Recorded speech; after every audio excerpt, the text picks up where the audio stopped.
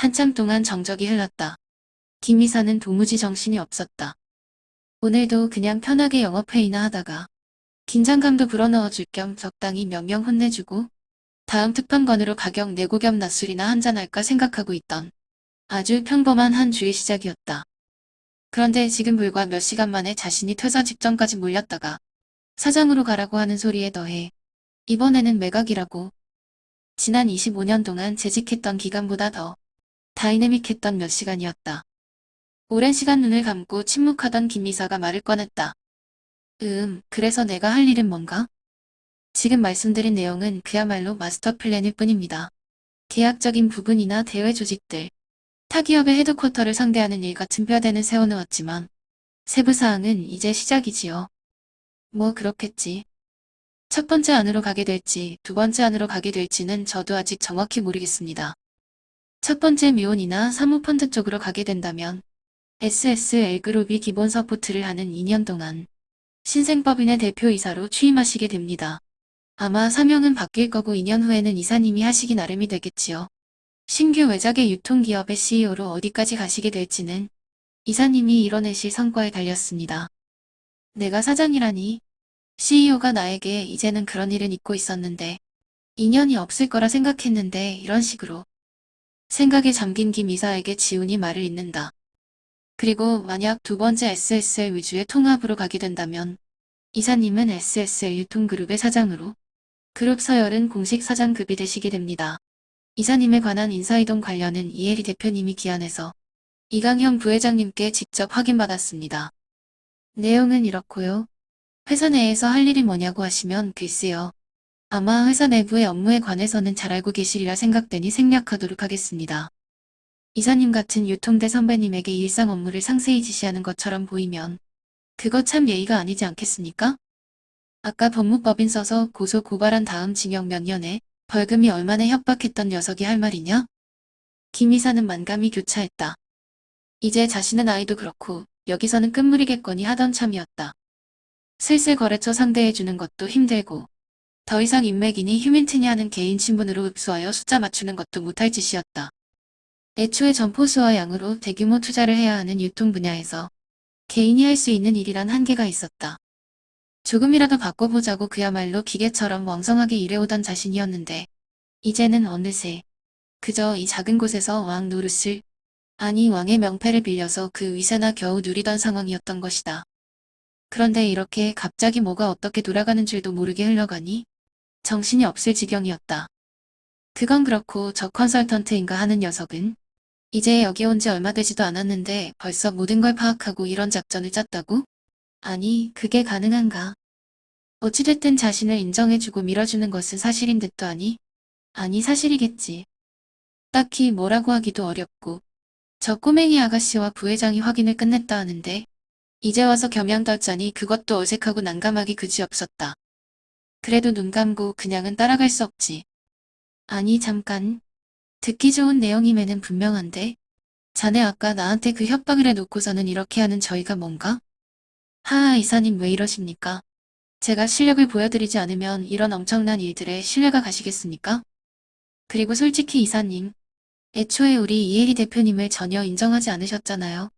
대표이사도 대놓고 무시하시는 분이 이제 갓 들어온 부하 직원을 아니 공식적으로 저는 컨설팅 계약을 맺고 진행하는 것이니 부하 직원보다도 못하다고 할 수 있는데 이런 저에게 믿음이 가시겠습니까? 그래서 해리 대표님이 김 이사님께 보내는 이 같은 신뢰에 더해 저의 업무 능력과 실행력을 약간 보여드린 것뿐입니다. 서로 인정할 건 인정하고 조심할 건 조심하자는 그런 그렇죠. 뭐 일종의 PPT 발표였다고 생각하시면 좋지 않을까요? 이 미친 놈아 그게 무슨 발표야. 그런 걸 생각하는 사람이 있겠냐? 라고 생각했지만 그렇게 말할 수는 없으니까. 허멈. 뭐 그것도 그렇긴 하겠지. 라고 대답한 자신이 답답할 뿐이었다. 자 현재 상황과 진행 과정 그리고 저희의 모든 패를 다 풀었습니다. 이제 이사님이 배팅하실 차례입니다. 김 이사가 잠시 숨을 가다듬고 말한다. 그런데 내 지금껏 살아오면서 말이야 공짜가 가장 비싸고 이런 달콤한 것들이 사실은 가장 쓰디 쓴 것임을 여러 번 겪어봤지. 말 돌리지 말고 나한테 진정 원하는 것이 뭔지 정확히 얘기하게. 이렇게 기름칠을 한다고 덥석 물기에는 나도 이제 젊지 않거든. 재벌가 상속전쟁에 이용당하다가 설거지에 재물이 되는 경우를 너무 많이 봤기에 너희들이 허멈. 대표님과 자네가 진정 바라는 것을 얘기하시게나? 솔직하게 말이야. 과연 베테랑 능구렁이군. 지훈은 싱긋 웃으며 대답한다. 크게 바라는 것 없습니다. 일부러 무리하게 하실 필요 없이 지금 만들고 앞으로 이뤄낼 가능성이 이혜리 대표님을 직접 느끼신 만큼만 인정해 주시면 됩니다.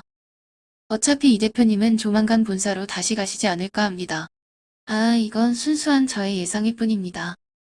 그리고 거기에 혹시 약간의 보너스를 주실 의향이 있으시다면 먼 훗날 어떤 순간에 회사에 손해가 가지 않는 일이며 불법적이지 않고 죄 없는 사람을 괴롭히는 상황이 아니라면 우리 해리 대표님의 편을 들어주십사 하는 부탁을 드리고자 합니다. 김 이사가 해리를 돌아보며 말한다. 정말 그게 다라고? 네, 이사님, 정말 그게 다예요. 그리고 그동안 말씀을 못 드렸네요. 저희 아버지도 그렇고 이강현 부회장님도 그렇고 두 분 다 김 이사님이 지금껏 신입 공채로 입사해서 오늘날까지 회사를 위해 열심히 해오신 것을 잘 알고 고맙게 생각하고 있다고 하셨어요. 두 분 모두에게 인정을 받으셨다니 저는 여러모로 대단한 일이라고 생각합니다. 그리고 앞으로 급변할 이 회사의 대표로는 이사님이 최적이라고 저 역시 생각하고 있었어요. 해리의 말을 듣고 있는 김 이사는 가슴이 뭉클해짐을 느꼈다. 어리디 어린 꼬맹이라고 업무는커녕 얼굴도 몇 번 마주하지 않았던 것이 새삼 생각났던 것이다. 그러고 보니 선 대회장이 살아있었을 때는 집에 가서 해리가 어렸을 때 용돈도 주고 했던 기억이 떠올랐다. 아무 이유도 없이 낙하산이라고? 결국 실력보다 핏줄이라고 불평하며 은근히 주위 부하들이 해리를 배척하게 만들었던 자신의 옹졸함이 새삼 부끄러워졌다. 자신을 사장으로 추대하니 어쩌고 해서가 아니라 확실히 여러 가지 면에서 화끈했던 예전의 자신이 아님을 느끼게 된 것이다. 문득 이제 자신의 시대가 저무는 것을 깨달았다. 그래, 마지막으로 이런 게 왔단 말이지. 알겠네. 내가 할 수 있는 건 협력하도록 하지. 이게 독이 든 술잔일 수도 있지만 이걸 마다하면 그만 살아야지. 허허. 감사해요, 이사님. 아니, 아저씨. 해리가 활짝 웃으며 김 이사의 손을 잡았다. 자네는 나랑 나머지 건 이야기 좀 더 하지. 대강은 알겠는데 아무래도 내가 짠 판이 아니니 자네가 생각하고 있는 바와 자금 상황을 좀 더 들어야겠어. 사실 좀 불안한 부분도 있고. 물론입니다. 저도 도움 요청드리려고 하고 있었습니다. 서류로만 내용을 파악하자니 막히는 부분이 많더군요. 아니야, 상당히 훌륭히 잘했네. 대단해. 그래, 어디까지 봤나? 하하, 그게 솔직히 내부 관련은 김 이사님과 하나밖에 못했습니다. 그것도 사실 대부분 찍은 거고요. 어디에 자판기가 몇 개 있는지, 총합이 몇 개인지, 얼마가 조성되었는지 제가 어떻게 알겠습니까? 영수철이나 증빙도 하나 없는데 말이죠. 대충 금액 가늠해서 때려 맞춘 겁니다. 그런데 저도 일이 잘 통할 줄은 몰랐습니다. 하하. 뭐. 아니 어떻게 그리고 나는 그렇다 치고 다른 임원 3명은 어떻게 된 건데? 아, 그게 사실 다른 방향으로 좀 실망했습니다. 얼굴 보자마자 자판기 얘기 꺼내고 비자금의 불법적 대비 어쩌고 연기 좀 피워주니까 바로 곤혹스러운 얼굴들이 되더라고요. 그래서 확실한 것만 몇 개 얘기한 다음에 다른 비자금도 모두 추적 완료했다고 하니 얼굴들이 하얘지던데요. 증빙자를 요구할까봐 임팩트 좀 주려고 저기 장서에 꽂혀있는 아무 서류철 꺼내서 몇 건 뒤집어서 옆에 놓아놨는데 확인해 볼 생각도 안 하더라고요. 그냥 다들 땀을 뻘뻘 흘리기만 하고 말이죠. 뭐였더라? 회사 연간 재무제표였나? 거기 이름표만 떼고 임원들 이름 끼워 넣었더니 다들 술술 불더군요. 임원 깜냥들이 겨우. 하하. 뭐라고? 허, 자네 대단하구먼. 그 너구리들을 한 방에 휘어잡다니 말이야. 뭐 사실 상관없었습니다. 이번 이벤트의 목적은 이사님이었으니까요. 다른 산업군도 그렇지만 유통은 워낙에 예외적인 부분이나 개별적인 내용들이 많아서 사실 아무리 책상 앞에 있어봐야 현장에서 잔뼈가 굵은 사람을 못 이기지요. 그래서 가장 중요한 하나만 하기로 했습니다. 그게 나다? 물론이지요. 다른 임원들은 접대받으러 다니고 들어오는 샘플이나 챙기려고 하는데 이사님은 회사를 위해 10살 20살이나 어린 거래처 대리 과장 라인까지 당근 먹여가면서 고생하지 않으셨습니까? 일반 직원들도 많이 챙기시고 사실 그게 꼭 좋은 것만은 아니지만 아무나 할 수 있는 행동은 아니지요. 그리고 회사 직원들 업무 권한 분배나 매출량만 봐도 이사님이 하신 부분들 정도는 저도 알 수 있을 정도입니다. 칭찬은 고래도 춤추게 한다고 했던가? 김 이사는 안 그래도 기분 좋을 상황인데 사실 조금 전까지도 회사 퇴사하면 뭐 해야 하나 생각하던 상황 아니었던가? 그야말로 밑바닥에서 가장 위로 수직 전판 상황 전개의 팔자에 없을 대표이사로 추대되니 사실 매우 흡족한 상황이었다. 물론 앞으로의 일들이 저 어린 녀석의 말대로 다 되지는 않겠지만 그래도 이 정도의 전투력을 가진 친구가 자신을 인정해주고 로얄 패밀리들을 움직여서 단기간에 이런 결과를 만들어낸 것을 보니 기분이 좋으면서 동시에 대단한 녀석이라는 생각을 계속하고 있었다. 아, 이사님. 그런데 이 부분은 해결을 하고 넘어가야 할 듯합니다. 뭔가? 혹시 대표이사님 차에 도청기 설치하셨습니까? 뭐 도청기? 아니, 나를 뭘로 보고 이 사람이야. 아마 이사님과 제 예상이 맞으리라 생각합니다. 그 친구는 이사님이 잘 마무리해 주시기 바랍니다. 회사나 업무나 이런 부분을 떠나 이건 범죄죠. 회사에서 빠른 시간 내에 잡음 없이 정리 부탁드립니다. 몇 달 전에 앞으로 대표이사 관련 거는 자기에게 무조건 맡겨달라던 그 아첨꾼의 말이 떠오르는 순간이었다. 아마 자네 생각이 맞을 걸세. 이거는 회사와 이혜리 대표이사의 명예에 관련되기도 한 문제니 내가 잘 처리함세. 감사합니다. 이사님. 상황이 잘 정리되어 모두가 기쁜 모습으로 담소를 나눈 뒤 지훈과 김 이사는 세부 논의로 해리와 현화는 외부 일정으로 각각 자리를 떴다. 해리는 기분이 좋았다. 생각해보면 아빠가 돌아가시고부터는 우울한 일투성이었다. 주위에서는 모두가 어린아이 취급이나 하고 친척이라고 있는 사람들이 세상에서 제일 무서운 존재들이며 항상 감시당하는 느낌의 일상이 괴롭게 그지없었다. 아빠의 유지를 잇는다는 결심, 회사를 찾아온다는 등의 각오를 다지기는 했지만 자기가 생각해도 어림없는 내용이라는 걸 잘 알고 있었다. 삼촌인 이강현 부회장은커녕 그 아들인 사촌 오빠한테도 형편없이 밀리는 자신의 상황이었던 것이다. 그리고 굳이 지훈이 말하지 않았어도 자신의 옆에 있는 홍 부장과 최 실장의 정체가 의심스러운 점은 아무리 어린 자신이라도 알 수 있는 일이었다. 그러나 그들마저 없으면 도저히 자신이 숨을 쉴 공간조차 없으니 애써 못 본 척했던 것이었다. 그런데 저 사람이 자신에게 온 지 불과 얼마 되지도 않았는데 여러 가지 일을 시원스레 해내는 것을 보니 그때 자신의 눈이 틀리지 않았다는 생각에 자기도 모르게 웃음이 나는 해리였다.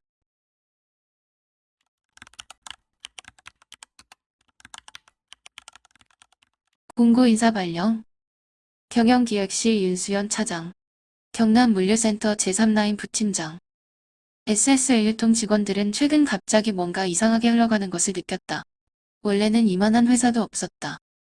크게 변화가 없는 회사 특성상 그냥 적당히 시간만 보내면 되고 최소한의 맡은 일만 끝내면 되니 급여가 좀 적어도 다닐만 했던 것이다. 큰 보장은 없지만 딱히 뭐 힘든 일도 없고 크게 혁신적인 일을 할 필요도 의무도 없는 좀 편한 군대 같은 회사였던 것이다. 그런데 요즘에 뭔가가 이뤄지고 있음을 직장인의 본능으로 느끼고 있었다.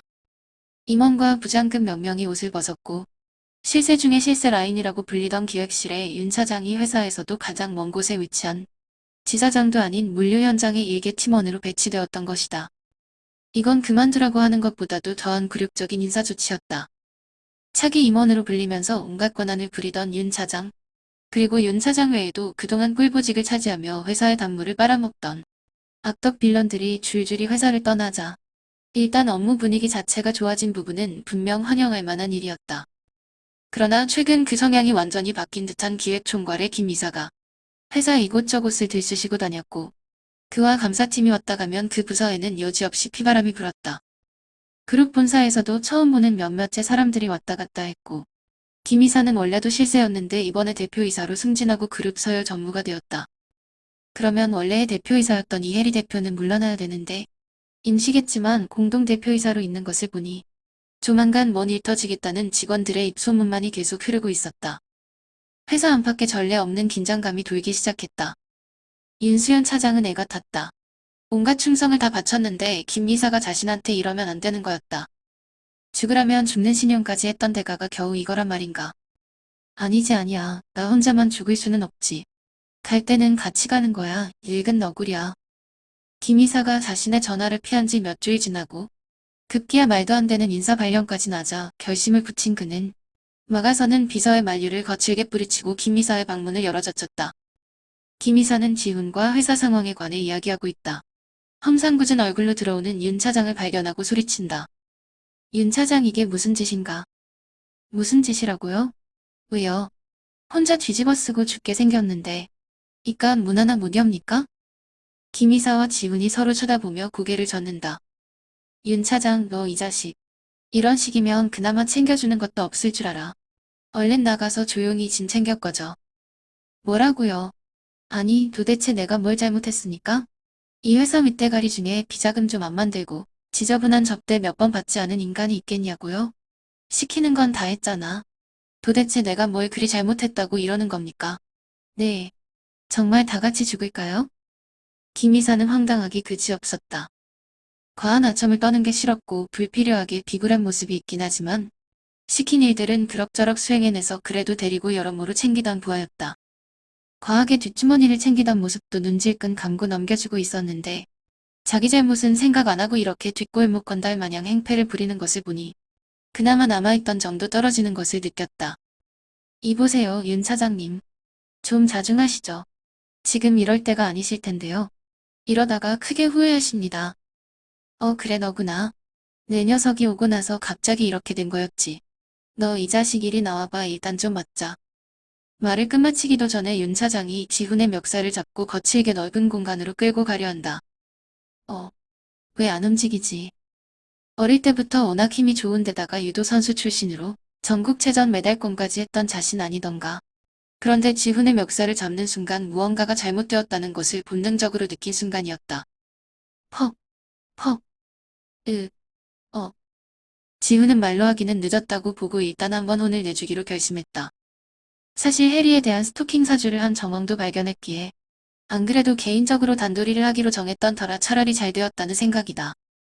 지훈의 과거를 잘 모르는 사람들은 지훈을 그저 키 크고 잘생긴 청년 정도로 보는 경우가 대부분이지만 지훈은 젊은 시절의孤独과 괴로움을 이겨내고자 해외의 외인 용병 부대를 다녀온 특수부대 출신이기도 했다. 나름의 사정은 많았지만 말이다. 세상 천지에 의지할 이 하나 없는 자신의 처지를 한탄해서 그러한 결정을 했지만 지훈은 그렇게 찾아간 곳에서 수년간 차원이 다른 지옥을 경험했었다.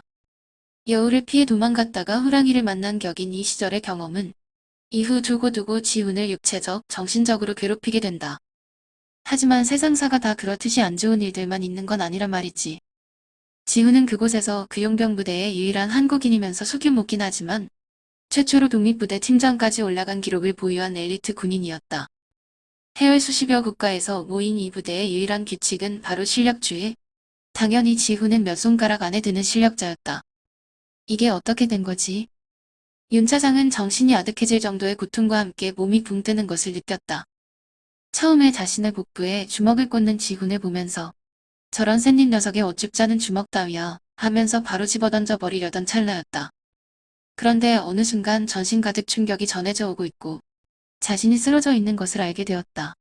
그리고 누운 자세 그대로 처음 맞은 몇 대의 주먹으로 인한 고통에 아침에 먹은 것을 모두 확인할 정도로 토하고 있었다.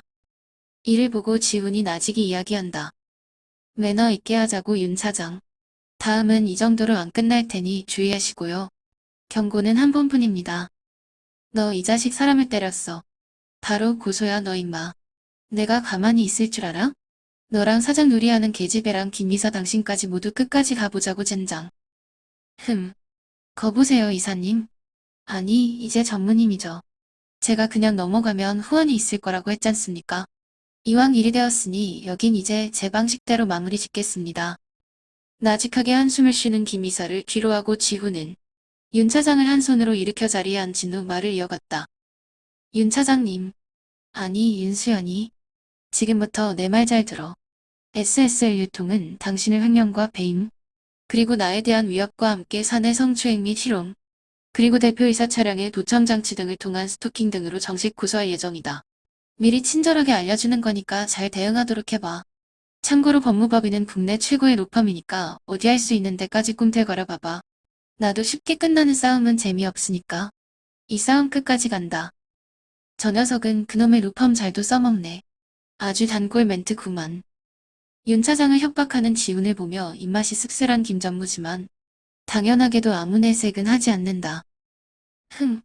증거 있냐? 전부 저기 있는 김 이사가 시킨 거라고. 그리고 뭐 성희롱의 스토킹. 그런 조잡한 수에 내가 당할 것 같아. 전무님으로 승진하신 거 모르나? 이제 막 가자는 거지? 그래. 뭐 좋아. 일단 횡령과 배임은 모든 증거 및 관련자들의 증언들이 윤수연 너를 향하고 있어. 관련 증언 기록과 자료들은 이미 모두 정리해서 법무팀이 로펌으로 넘겼다. 조만간 검찰에서 소원장이 갈 테니 잘 상대해보라고.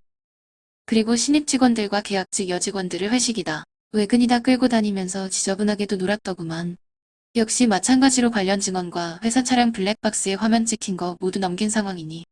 넌 이제 힘들지 않을까? 윤 차장은 얼굴이 시뻘개질 정도로 화가 치밀었다.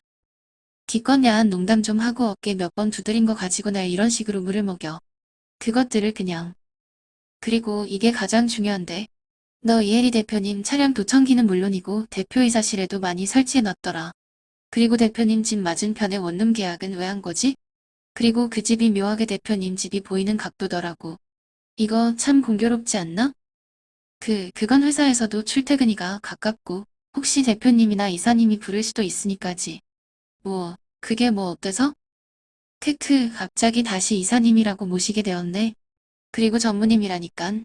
자네가 이런 사실들을 어떻게 이렇게 빨리 알았을까? 이봐, 윤 차장 정신 똑바로 차리고 잘 들어. 넌 지금 그룹 총수인 부회장님한테 찍혔다는 걸 말이야. 이 내용들을 내가 어디서 받았겠어. 응? 윤 차장은 부회장이라는 말에 가슴이 덜컥 내려앉았다. 줄을 대고자 그토록 열심히 아첨 떨었던 본사 전략실이나 기조 본부에 있는 선배들이 항상 하는 얘기가 있었다. 부회장에게 찍힌 사람은 쥐도 새도 모르게 없어진다는 내용. 그리고 이건 퇴사의 의미가 아니라 말 그대로 목숨이 위험하다는 것을 뜻한다는 것을 말이다. 지우는 윤 차장의 어깨를 두드리며 조용히 귀에 대고 말했다. 우리 내기할까요? 윤 차장님이 다음 달까지 살아있을지 없을지를 말이야. 윤 차장은 갑자기 식은땀이 비 오듯 흘렀다. 사실 처음부터 이럴 요량은 아니었다. 처음엔 그저 윗선 보고 차원에서 공적을 쌓고자 시작한 도청이었다. 그런데 시간이 지나니 어리고 젊고 밝은 해리에 대한 관심이 커져갔다. 그래서 도청기도 점점 늘어났고 회사 핑계를 대며 해리 집 근처에 자신만의 공간을 두고 훔쳐보곤 했던 것이다. 횡령이나 기타 등등은 증거도 별로 없고 자기도 많이 썼지만 김 이사가 업체들에 뿌린 돈이 더 많았다. 김 이사도 모르게 중간에서 빼돌려 쓴 것이 많았지만 원래 떡을 만지면 떡고물이 묻는 것은 당연한 일 아니던가. 그리고 어차피 지방 발령 갈 바에야 여차하면 퇴사하고 다른 회사 가면 되니 버티면 그만이었다. 희롱당했다는 여직원들도 막상 대면하거나 하면 몸을 사릴 게 뻔하다. 쟤까지 것들이 나한테 뭘 어쩌겠어. 까짓 거 어차피 끝까지 가봐도 집행유예가 뻔하지 뭐. 이런 생각의 윤 차장이었다. 그러나 그룹 총수의 보복이라면 이건 문제가 전혀 다르다. 계열사지만 본인도 기획실 소속이기에 이런저런 어둡고 위험한 일들의 내용을 어느 정도는 듣고 있었다. 그리고 사이가 좋다는 내용은 없었지만 어쨌든 친조카 아니던가. 윤 차장은 새삼 냉혹한 모습의 이강현 부회장을 떠올리고는 두려움에 온몸이 땀으로 젖었다. 아, 부회장인가 하는 양반이 무서운 사람은 맞는 모양이네. 이건 뭐 이름만 들먹여도 다들 고양이 앞에 쥐들이 되니 말이야. 그러나 지훈은 이러한 족속들을 잘 알고 있었다.